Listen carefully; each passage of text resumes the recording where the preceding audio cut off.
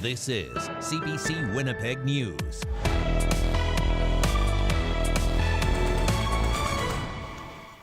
Good evening. Thank you for joining us. Manitoba Public Insurance pulled a sharp U-turn tonight on its decision to let some drivers get licenses without road tests. Just hours after publicly defending that decision, MPI sent out a press release reversing it, effective immediately. As CBC's Josh Crabb heard today, driving instructors thought MPI's plan was dangerous.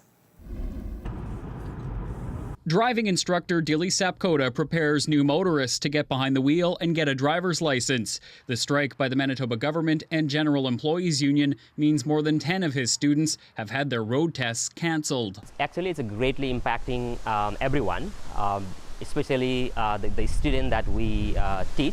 MPI says more than 2,000 Class 5 road tests have been cancelled. The public insurer was going to let some people who've completed the driver's education program bypass their road test and get a Class 5 license.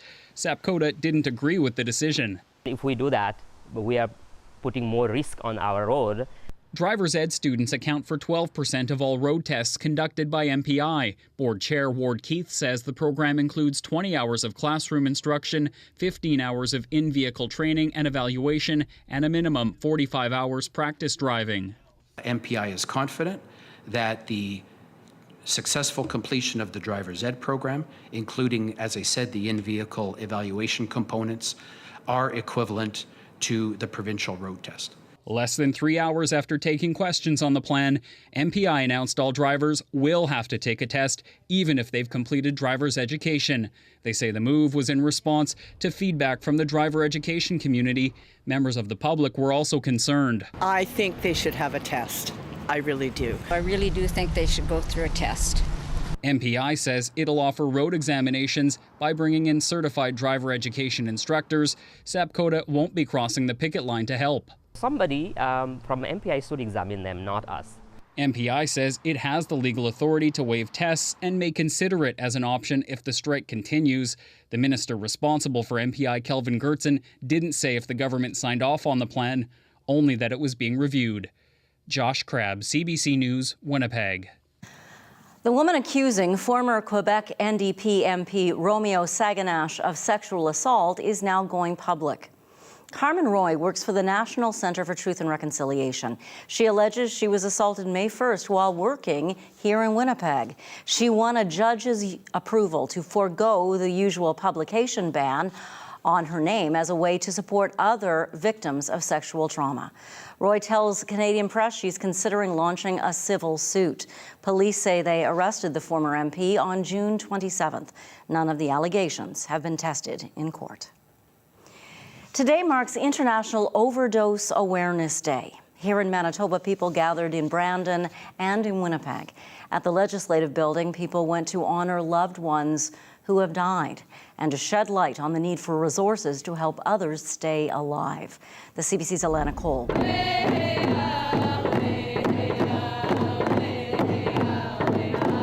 Purple ribbons and photos lining the stairs of the Manitoba Legislative Building.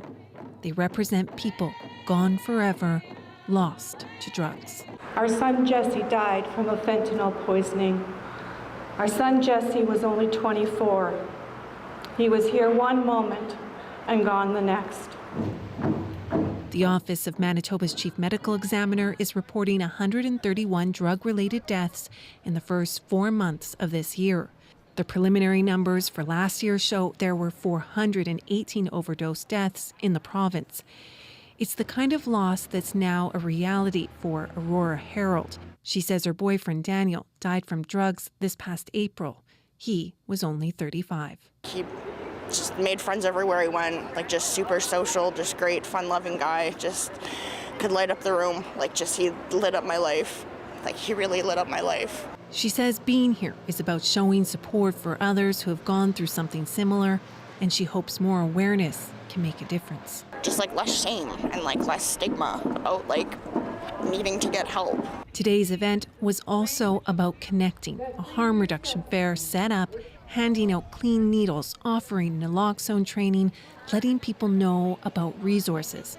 Public health doctor Marcia Anderson says she's here because she's part of communities impacted by what she calls a toxic drug supply. And there is a lot more we could be doing, initiatives we could be supporting to reduce the risks from the toxic drug supply. She points to a need for safe spaces for people who use substances, including Sunshine House's mobile overdose prevention site and supervised consumption sites. Those provide really important wraparound services for people who use drugs, can be really important pathways for connecting into other harm reduction services, health services. She's looking at how she can help reduce barriers to help people access the services they're looking for. Alana Cole, CBC News, Winnipeg. The Manitoba NDP says if elected this fall, it will decrease wait times for hip and knee surgeries. How, you ask? The party says it will build 6 new recovery units at Concordia Hospital within 6 months to help patients after surgeries. On average, more than 2,400 Manitobans were on a wait list for knee surgery in Manitoba last year. NDP leader Wab Kinew says that's due in part to the PC's closing Concordia's ER in 2019, which he says provided more support for surgeons. Kinew says the people left waiting are not just numbers. Each of these is somebody who can't run around and do the fun things with their grandkids that they want to. This is somebody who needs to make extensive alternate arrangements just to get through their day-to-day lives. And that's just not right. And so that's why our team has a plan to fix the mess in healthcare that the PCs caused. Kinew says the recovery units at Concordia would also have a higher nurse-to-patient ratio. The provincial election is just over a month away. One nonprofit is making sure as many people as possible vote in Winnipeg's North End. Indigenous Vision for the North End is actually a coalition of community organizations. It's offering a one-stop shop for people to learn about election issues and also to get them registered. This week, it helped people get birth certificates so they could get government ID from MPI. Organizers say if people have transportation issues, they'll go so far as to help them physically get to the voting booth. They have the spot that they can come to, like our social media, and even come to us to ask us questions about if they have any questions. Some community members may never, have never voted before and want to vote, so we can supply them with the information that they need and to have a voice in the community. Demolition crews began tearing down the remains of a Main Street business which burned earlier this year. But the mess that sat there for months won't be gone anytime soon. CBC's Cameron McLean has more on the ongoing fight between the owner and provincial health officials.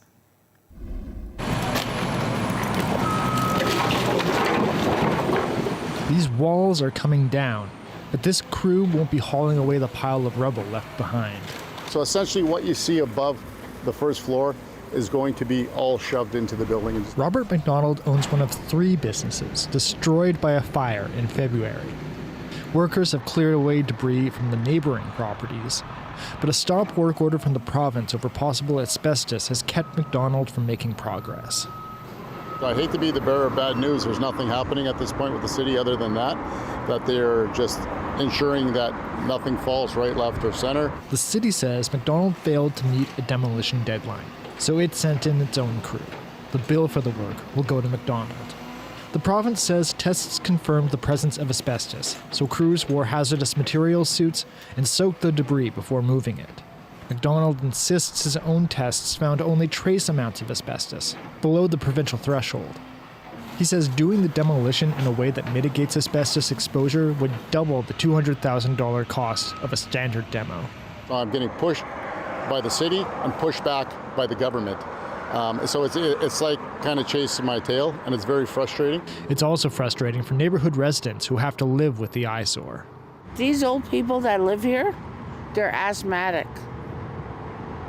They came out here with their mask because the wind is blowing this way. Asbestos exposure can cause respiratory disease and cancer, and a provincial spokesperson says any positive test is enough to confirm its presence.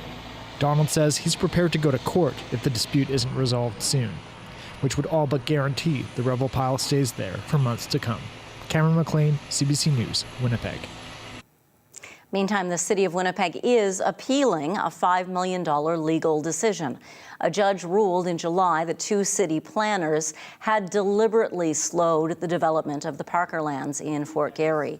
The judge found the city liable for those planners' actions and said the city should pay damages to developer Andrew Marquis. The city says the judge made mistakes in that decision. Michael Jack is Winnipeg's chief administrative officer. If you don't appeal a decision where you see some clear errors, that decision then stands as a precedent for any number of principles. We really do need the Court of Appeal to weigh in on this decision, give us more clarity in whatever direction the court goes. We're almost at September, and it's looking to be a busy month for Indigenous film creators. No less than 4 movies will begin shooting in and around the city of Winnipeg. Janelle Henry with the CBC Indigenous unit has more on how a collective is helping make things happen. I can't decide. This is the first time Rain Vermette's actors get to see their characters become reality. The Métis director's team is doing fittings for her second feature film, Leavers. We are at the base of the mountain getting ready for our expedition, so we're currently in pre-production. Vermette says this is her favorite part, working with others to bring her movie to life. It's an experimental film based in the 80s.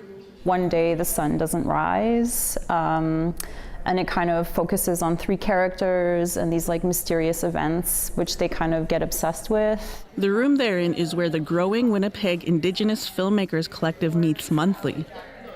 Roger Boyer created it in 2014. At that time, he just started making films, and there weren't too many opportunities.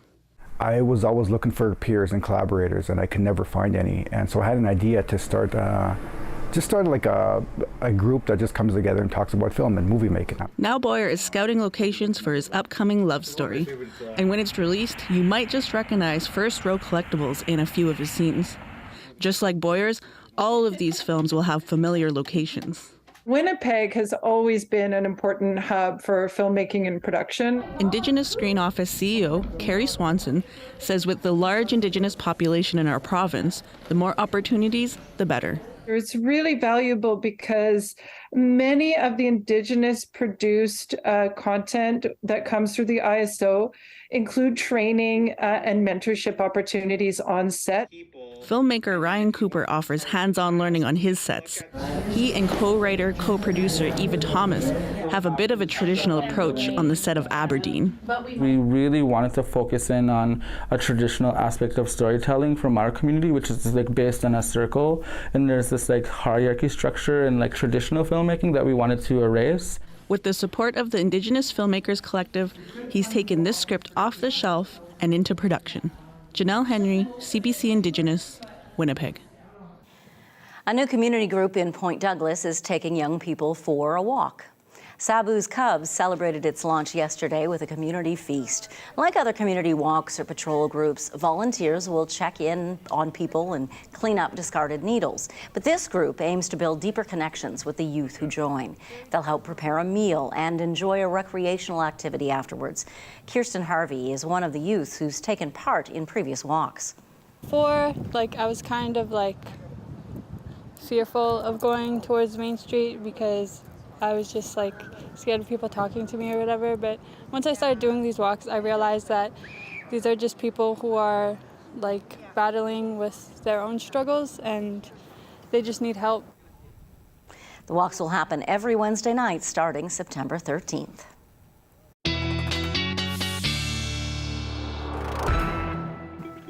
Meteorologist John Sauter is tracking some severe weather. Yes, some almost severe weather, actually. We've got a severe thunderstorm watch in effect, and just you look at the radar, and a couple of hours ago, nothing there, and then all of a sudden, it starts to pop up. Let's look at the watch area first. Still no warnings in effect, but Interlake, right down through the Red River Valley, including the city of Winnipeg, and east of the Red River Valley and up the eastern edge of Lake Winnipeg. So all of these areas in the shaded area that you see have potential for for some severe weather, some isolated severe storms through the late afternoon and evening. And you can see this just starting to pop up here in the last couple of hours west of Winnipeg and north of Winnipeg, where some of these storms, we are seeing lightning. You look at the lightning tracker here, and this is a 3-hour loop, so you can see that that just pops up very quickly.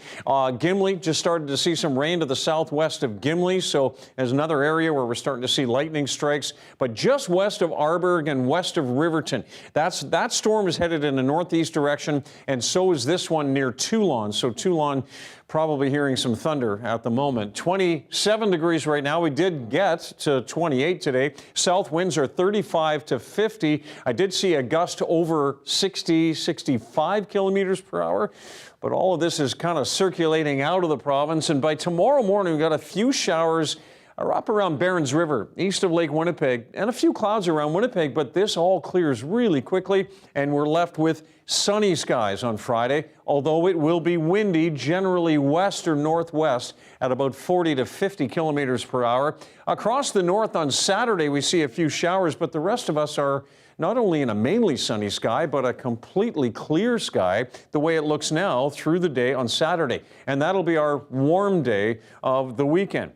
Sunday as well. We get into Sunday with some very clear skies. So lots of talk about the warm weekend to come. I just want to give you a little bit of a reality check. By the time we get into Tuesday, there is a bit of a cooler push of air coming from the north, but it really just gets us back to seasonal conditions. 15 tonight, chance of a evening thunderstorm. That would be early evening, isolated. 18 degrees in the morning, a few clouds around, and just sunshine, 28, and a little on the windy side in through the afternoon. And in the rest of the province, we're looking at warm conditions in the northwest. Could see some morning showers or a thunderstorm around Thompson, Norway House, out toward Gillam and Island Lake, but then that gives way to just a sun-cloud mix and very warm conditions once again. Across the south, we're looking at 28 to 29 degrees across most of the southwest and lots of sunshine. Dauphin at 27 tomorrow. Winnipeg again at 28, 30 in Emerson. It'll be breezy, a morning shower in Barons River, and then a sun-cloud mix in 21. And for northwestern Ontario, some gusty winds as well, but mainly sunny skies through Kenora, Fort Francis, and Dryden. So, Janet, in the long range, you'll see just how warm it's going to be this weekend. Thanks very much, John. We're looking forward to that. You bet. Idalia has been downgraded to a tropical storm, one that's whipping the Carolinas with torrential rains. But when it hit Florida yesterday, it was a Category 3 hurricane, and it caused some major damage.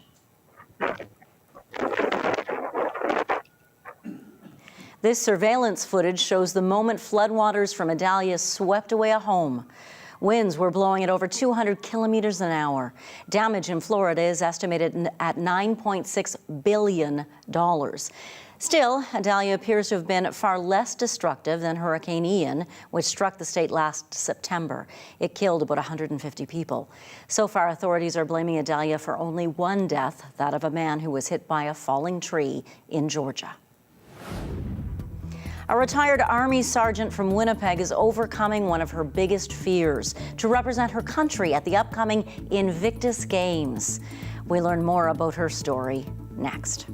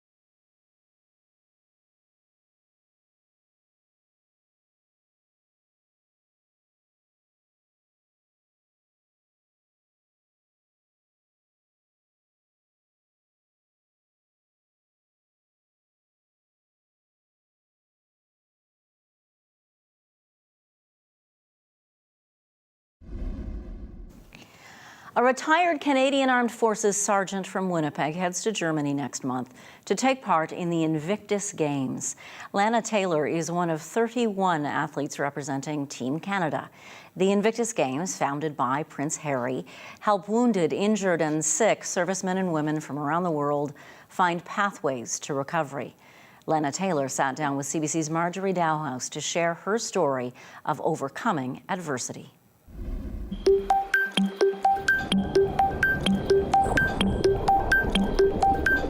Retired Army Sergeant Lana Taylor only learned how to swim 4 months ago.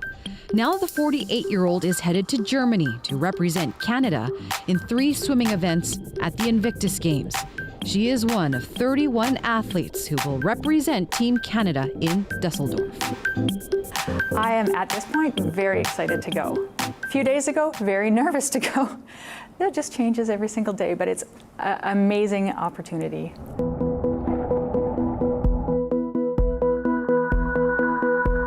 I have always wanted to learn to swim, and I've always been afraid to swim. And with the Invictus groups, they encourage you to take on something new for your recovery. And I didn't think there was anything that could be better or more than conquering my fear of that and having the confidence of doing something that I couldn't before. Do you love the pool now? I do. I am going to keep swimming. I really love it. Taylor's career in the armed forces spans 3 decades. The Winnipegger first started serving in her teens and retired when she was diagnosed with multiple sclerosis, or MS, 7 years ago.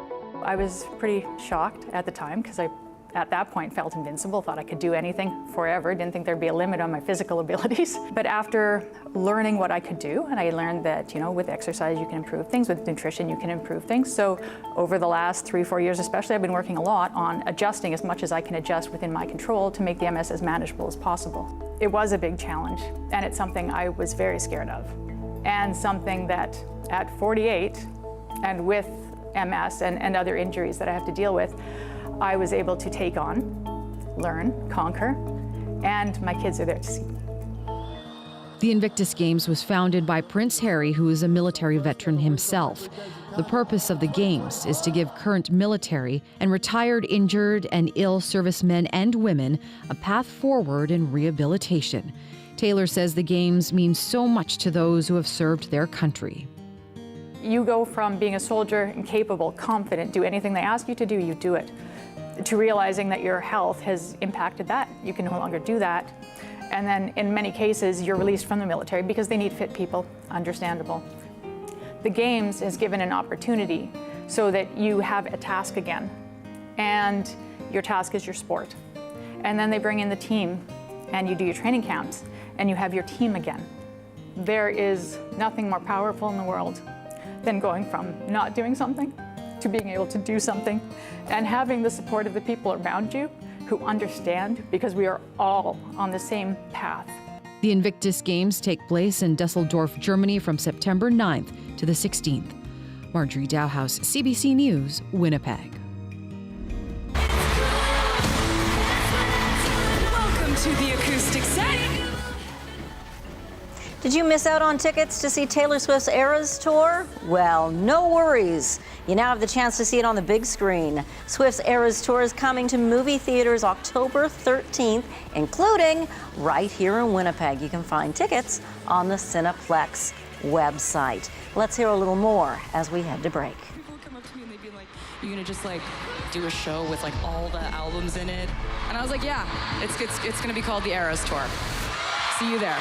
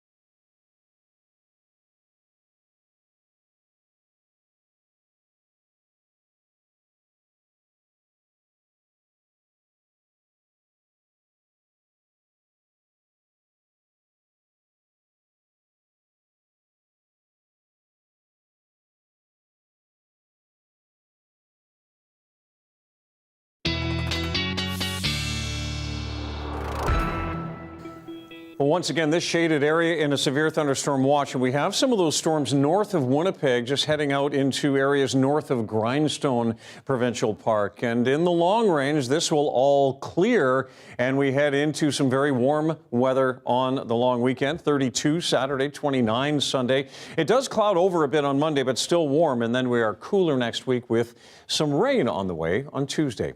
Stargazers around the world were treated to a rare sight last night. They were able to see a blue supermoon. Here is your Daily Lift.